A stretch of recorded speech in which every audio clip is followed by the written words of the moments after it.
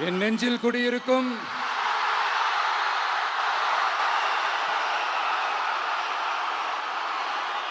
திருநெல்வேலி மக்கள் உங்கள் அனைவருக்கும் என்னுடைய வணக்கம். வணக்கம் வணக்கம் வணக்கம் வணக்கம். எல்லாரும் எப்படி இருக்கீங்க?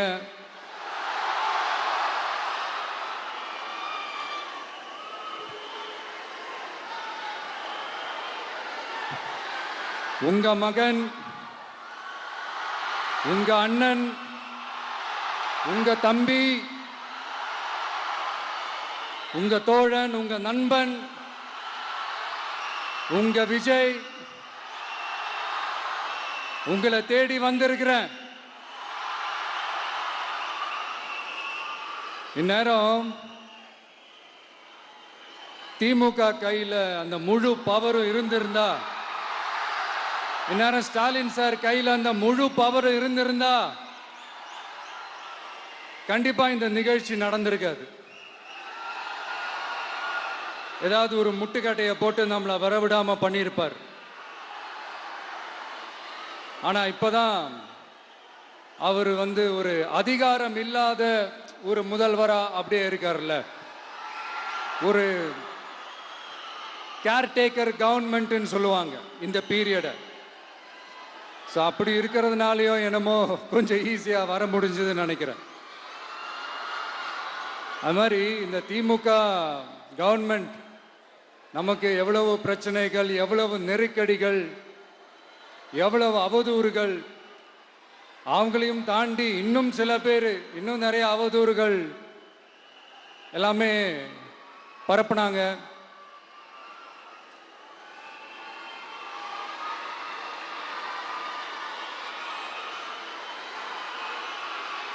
இந்த திமுக கூட்டணிக்கும் பாஜக கூட்டணியுமே இவங்க ரெண்டு பேருமே வெளியில வேணா தனித்தனியா இருப்பாங்க, ஆனா உள்ளுக்குள்ள இவங்க ரெண்டு பேருமே ஒண்ணுதான். இவங்க ரெண்டு பேருக்குமே ஒரே நோக்கம்தான். அது என்ன நோக்கம் தெரியுமா? உங்களுக்காக நல்லது செய்ய, உங்களுக்காக உழைக்க, உங்களோட கூடவே நிக்க இந்த விஜய் வந்துடக்கூடாது. அதுதான் அவங்களுடைய அந்த நோக்கமே. ஏன்னா இந்த விஜய் வந்ததிலிருந்து அவங்க நிறைய இந்த ஊழல்லாம் செஞ்சுக்கிட்டு இருந்தாங்கல்ல, ஒரு லிஸ்ட் போட்டு சொன்னல, அதெல்லாம் அவங்களால செய்ய முடியாம போச்சு. எல்லாத்துலயும் மண்ணு விழுந்துருச்சு. அதனால சம கோபத்தில் இருக்கிறாங்க என் மேல. அதே மாதிரி அடுத்து ஆட்சிக்கு வர முடியாத ஒரு சூழ்நிலைய மக்களே நீங்களே ஆல்ரெடி உருவாக்கிட்டீங்க. இந்த கூட்டணி கணக்கு, அந்த கணக்கு, இந்த கணக்கு எதுவுமே எடுபடல. இந்த அரித்மேட்டிக் கணக்கு, மேத்தமேட்டிக்ஸ் கணக்கு எல்லாமே மண்ணுக்குள்ள புதைச்சிட்டீங்க. அப்புறம் இந்த கொள்ளையடிச்சு வச்சிருக்கிற இந்த பணத்தை எல்லாம் வச்சு கல்லாப்பட்டி கூட்டணின்னு ஒன்று சேர்த்து வச்சிருந்தாரு. அது எல்லாமே இப்ப கலகலத்து போய் நிக்குது. டாப் தனியா, பாட்டம் தனியா, ரீப்பர் தனியா, ஜாயிண்ட் தனியா, அப்படி நிக்குது தனித்தனியா. எல்லாமே அப்படியே ஒட்ட வச்சுக்கிட்டு இருக்கிறாரு. கூட்டணி கட்சிக்காரங்களே ஒருத்தருக்கு ஒருத்தர் ஓட்டு போட்டுக்க மாட்டாங்க போல் இருக்கு. அப்படி இருக்கு நிலைமை இந்த திமுக கூட்டணியில. சரி, இவங்களுக்கு தான் இந்த நிலைமைன்னு பார்த்தா இந்த பாஜக தலைமையில் மற்றும் பலர் அவங்க நிலைமை இன்னும் மோசமா இருக்குது. அதனால மக்களே, இந்த திமுகவோட நேரடி கூட்டணிக்கும் மறைமுக கூட்டணிக்கும் நம்ம மேல காண்டு.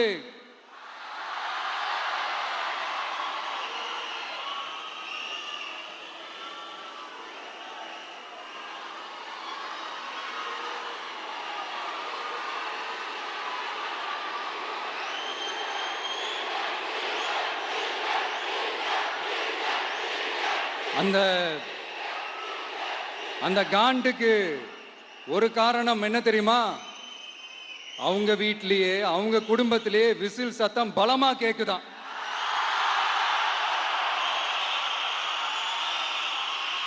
அடுத்த காண்டு அது இந்த சில சில பல கோடிகளை கொடுத்து நம்ம தமிழ்நாட்டு காங்கிரஸை பையில போட்டுக்கிட்டாங்க. யாரு? ஸ்டாலின் சார். ஆனா உண்மையான காங்கிரஸ் யாரு பக்கம் நிக்குது? நம்ம பக்கம் நிக்குது. சிறுபான்மை மக்களோட அந்த திமுக சாயம் வெளுத்து போச்சே. இந்த விஜய் என்னடானா மதச்சார்பற்ற கொள்கையோட உண்மையான ஒரு முகமா இருக்கிறானே. இந்த சிறுபான்மை மக்கள் வேற இந்த விஜய் பக்கம் தானே நிக்கிறாங்க அப்படின்ட்டு இந்த திமுகவுக்கும் பாஜகவுக்கும் என் மேல காண்டோ காண்டு. அதுக்காக நாம் என்ன செய்ய முடியும்? இந்த 33 வருஷமா ஒவ்வொரு வீட்டுக்குள்ளேயும் ஒவ்வொரு மனசுக்குள்ளேயும் போறதுக்கு நாம் பட்ட பாடு எனக்கு தானே தெரியும். அதனாலதான் நான் முன்னாடியே சொன்ன மாதிரி கட்சி ஆரம்பிச்சுட்டு ஒவ்வொரு வீட்டுக்குள்ளேயும் நான் போல, ஒவ்வொரு வீட்டுக்குள்ளேயும் போனதுக்கு அப்புறம் தான் கட்சியாவே ஆரம்பிச்சிருக்கிறேன்.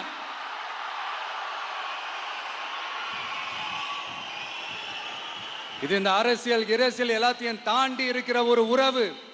கட்சி கிட்சி எல்லாத்தையும் தாண்டி இருக்கிற ஒரு உறவு. இது ஒரு பூர்வ ஜென்ம பந்தம். இது சும்மா இந்த அரசியல் ஆதாயம் தேடுறவங்களுக்குலாம் இது என்னன்னே புரியாது. இது மற்றவங்களுக்கு வேணா எலெக்ஷன். ஆனா இந்த விஜய் கூட நிக்கிறவங்களுக்கும் இது ஒரு இமோஷன். நான் சந்தோஷப்பட்டா மக்கள் சந்தோஷப்படுறாங்க, மக்கள் சந்தோஷப்பட்டா நான் சந்தோஷப்படுறேன். எனக்கு ஒண்ணுனா மக்களுக்கும், மக்களுக்கு ஒண்ணுனா எனக்கும். கண்ணு கலங்கும். எவ்வளவு அவதூறுகள்! இந்த கரூர் விஷயத்தை பத்தி ஊருக்கே தெரியும். ஆனா போடு, விஜய் மேல பழிய போடு. என்னடா இவ்வளவு பெரிய ஒரு பழிய தூக்கி விஜய் மேல போட்டாலும் மக்கள் விஜய் கூடவே நிக்கிறாங்க. இது என்னடா அதிசயமா இருக்குது அப்படின்ட்டு அது ட்ரை பண்ணி பார்த்தாங்க. அது மக்கள் கிட்ட எடுபடல. சரி, அடுத்து வேற என்ன பண்ணலாம்? முடக்கு. ஜனநாயகனா முடக்கு.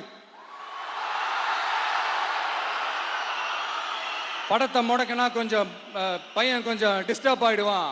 அதனால படத்தை முடக்கி. இது யாரு முடக்கினாங்கன்றது உங்களுக்கே தெரியும். அது நான் சொல்ல வேண்டிய அவசியம் உங்களுக்கு இல்லை. ஆனா இவன் படத்தை முடக்கினாலும் அவன் பாட்டுக்கு அதை கண்டுக்காம அவன் பாட்டுக்கு வேலையை பார்த்துட்டு போயிட்டே இருக்கான். அதுவும் எடுபடலை. சரி, அடுத்து வேற என்ன பண்ணலாம்? போடு, SOPன்னு ஒண்ணு போடு. விஜய்க்கு மட்டும் தனியா ரூல்ஸ், தனியா ரெகுலேஷன்ஸ், தனியா கண்டிஷன்ஸ். அவனுக்கு மட்டும் போடு. மற்ற கட்சிகள்லாம் விடு. விஜய்க்கு மட்டும் தனி கண்டிஷன்ஸ் போடு. அவன் வெளியவே வரக்கூடாது, மக்களை சந்திக்கவே கூடாது. என்னாச்சு? அதுவும் எடுபடல. சரி, அடுத்து வேற என்ன பண்ணலாம்? நம்மளை சுத்தி இருக்கிறவங்கள வச்சு, அதாவது இத்தனை வருஷமா வெயிட் பண்ணி இப்போ எலெக்ஷனுக்கு 30 நாளைக்கு முன்னாடி கரெக்டா அந்த டைம் பார்த்து ஒரு அவதூறு பரப்ப வேண்டியது. அது என்னன்னு உங்களுக்கே தெரியும். அதுவும் மக்கள் கிட்ட எடுபடல. அது மாதிரி எத்தனை சோதனைகள், எத்தனை வேதனைகள் நீங்க கொடுத்தாலும் இந்த திமுக நாளையோ இல்ல இந்த பாஜக நாளையோ இல்ல இந்த மற்ற பலர் நாளையோ இல்ல எந்த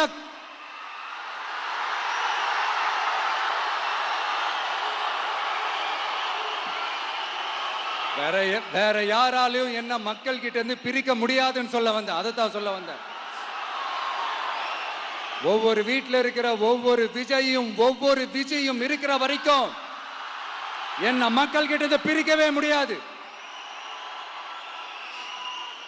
இப்படி இந்த சொந்த பந்தம் இவ்வளவு ஸ்ட்ராங்கா இருக்கிறதுனாலதான் நான் முன்னாடியே சொன்ன 234 தொகுதியிலையும் இந்த விஜய் தான் வேட்பாளர் அப்படின்னு தான் அதை நான் செஞ்சிருக்கிறேன். ஏன்னா நம்மளுடைய வேட்பாளர்கள் யாரும் டாட்டாவோ பிர்லாவோ அம்பானியோ அதானியோ கிடையாது. நம்ம வீட்டில் இருக்கிறவர், நம்ம குடும்பத்தில் இருக்கிற ஒருத்தரை தான் நான் வேட்பாளராக செலக்ட் பண்ணியிருக்கிறேன். அப்படி செலக்ட் பண்ணி தான் உங்ககிட்ட நான் ஒப்படைச்சிருக்கிறேன். அதனால அந்த வேட்பாளர் வேற, இந்த விஜய் வேற அப்படின்னு நினைச்சிடாதீங்க. இந்த விஜய் தான் வேட்பாளர், அந்த வேட்பாளர் தான் விஜய்.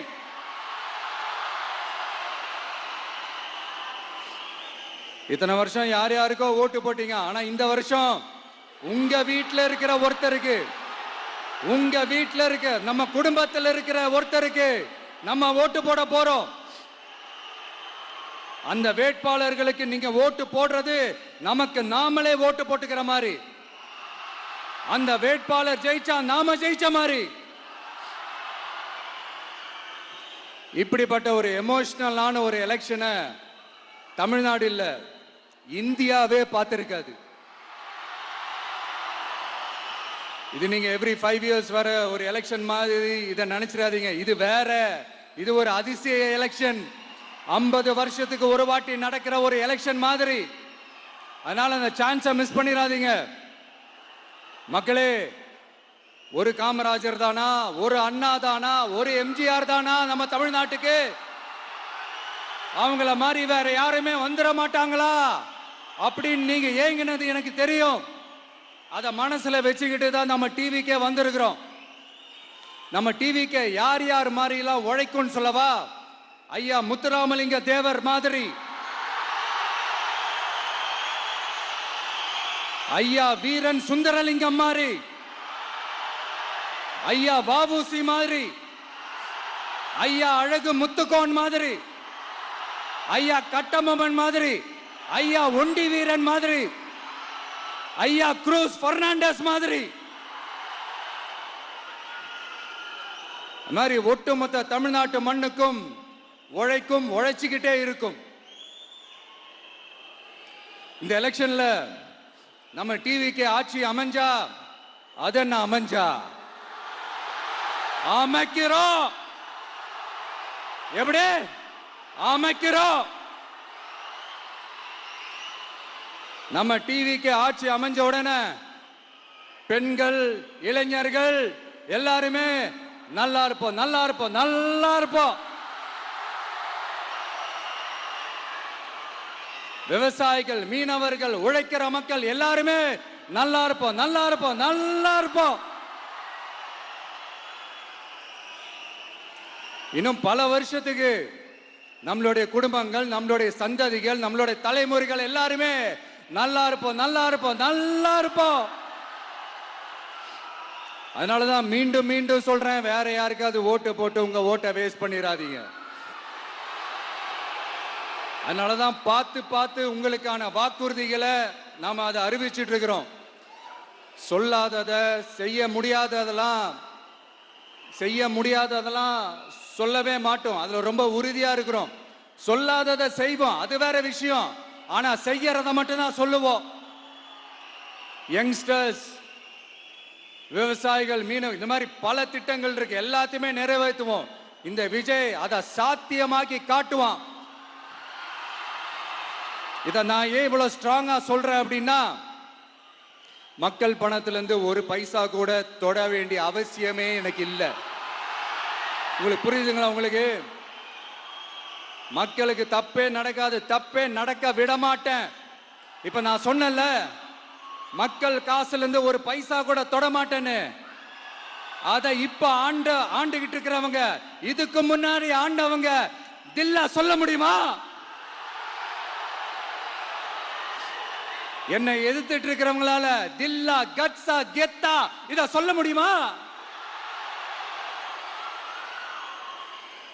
நீங்க ஒழுங்கா ஆட்சி நடத்திருந்தா பெண்கள் பாதுகாப்பு ஏன் இவ்வளவு மோசமா இருக்குது? இளைஞர்களுக்கு ஏன் வேலை வாய்ப்பு இல்லாம போச்சு? போதைப் பொருள் கலாச்சாரம் ஏன் அதிகமா இருக்கு? சட்டம் ஒழுங்கு ஏன் சரியா இல்ல? வன்முறை ஏன் தலைவரிச்சு ஆறுது? இதுக்கு உங்களால பதில் சொல்ல முடியுமா ஸ்டாலின் சார்? பதில் சொல்ல தகுதி இருக்கான்னு தான் கேட்டிருக்கணும். ஆனா கொஞ்சம் நாகரிகம் கருதி அப்படி வேணான்னு பாக்குறேன். 2-2.5 வயசு குழந்தைய துள்ள துடிக்க உங்க திமுக நிர்வாகி ஒருத்தன் கொன்னானே, அதுக்கு என்ன பதில் சொல்ல போறீங்க? விளாத்திக்குளம் பக்கத்துல +2 படிக்கிற ஒரு பொண்ணு டாய்லெட் வசதி சரியா இல்லாம ஒரு அவசரத்துக்கு காட்டு பக்கம் போய் ஒதுங்கினாங்களே, என்னாச்சு? இந்த உலகத்தை விட்டே போயிட்டாங்க. அதுக்கு என்ன பதில் சொல்ல போறீங்க? இந்த பிள்ளைங்களை உங்களால திருப்பி கொடுக்க முடியுமா சார்? 5 வருஷமா போலீஸ் டிபார்ட்மெண்ட்டை கையில வச்சுக்கிட்டு என்ன சார் பண்ணீங்க? பொம்மைகள் மாதிரி வச்சு விளையாடிட்டு இருந்தீங்களா? ஒரு மனசாட்சின்றது வேணாம். நாங்குநேரி பிரச்சனையை பத்தி பேசினா அது போதையில நடந்துச்சான், போதை பொருட்கள்னால அது நடந்துச்சான். பெரிய கண்டுபிடிப்பு எங்களுக்கு தெரியாது பாரு, அது எங்களுக்கும் தெரியும் உங்களுக்கும் தெரியும். கேள்வி அது இல்ல, அதை ஏன் தடுக்கலன்றதுதான் எங்களுடைய கேள்வி. இது மட்டுமா? மணலை திருடுறாங்க, மண்ணை திருடுறாங்க, மலைகளை முழுங்குறாங்க, சட்டவிரோதமா கல்குவாரி நடத்துறாங்க, மணல் மாஃபியா அது ஒரு பக்கம் நடந்துகிட்டு போகுது. இன்னொரு பக்கம் மினிஸ்டர்ஸ் கொள்ளையடிக்கிறாங்க, இன்னொரு பக்கம் குடும்பமா சேர்ந்து கொள்ளையடிக்கிறாங்க. டாஸ்மாக்ல ஊழல், நகராட்சி துறையில ஊழல், இப்படி ஊழல் ஊழல், ஆட்சி முழுக்க ஊழல் ஊழல்லே ஊறி போய் நாரி போய் கிடக்குது. எந்த மூஞ்ச வச்சுக்கிட்டு சார் வந்து ஓட்ட கேட்பீங்க?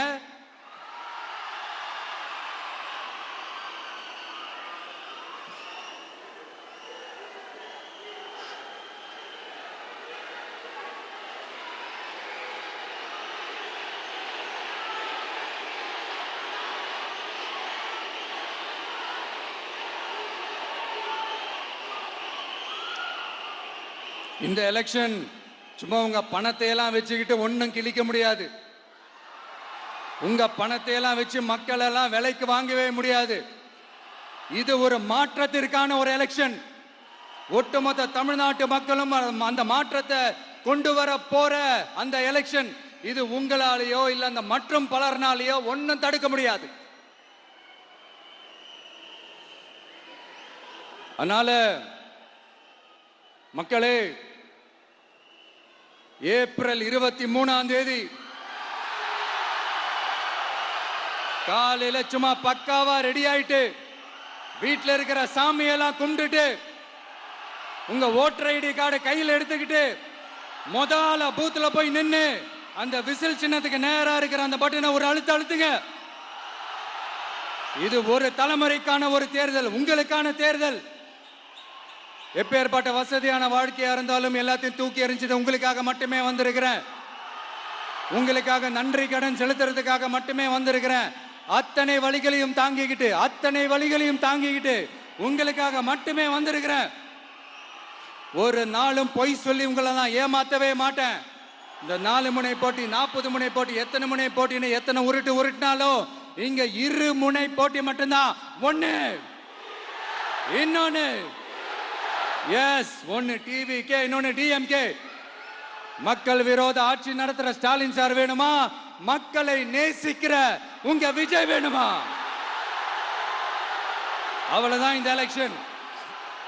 அதனால உங்க மகனுக்கு, உங்க அண்ணனுக்கு, உங்க தம்பிக்கு, உங்க பிள்ளைக்கு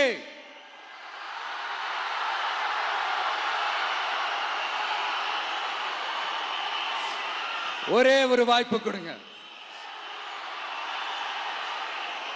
தயவு செஞ்சு விசில் சின்னத்துக்கு ஓட்டு போடுங்க. இது ஒரு விசில் புரட்சி தேர்தலா இருக்கணும். நான் தன்னந்தனியாளு, நீ எல்லாம் நம்ம அப்பாரு, கொஞ்சம் நவந்தனா இங்க 8 கோடி பேரு, மிரல போது ஸ்டேட்டு நம்ம விசில் சத்தம் கேட்டு, நல்லவங்க வாழ இங்க விசில் கடி ஓட்டே, கடைசி நம்பிக்கை மக்களை தேடி வருது, அதை இறுக்கி புடிச்சு ஒரு வரலாறு எழுது. உங்க விஜய், நான் வரேன். விசில் அடிக்க ரெடியா? கான்பிடண்டா இருங்க, நல்லதே நடக்கும், வெற்றி நிச்சயம். மீண்டும் சந்திக்கும் வரை நன்றி, வணக்கம்.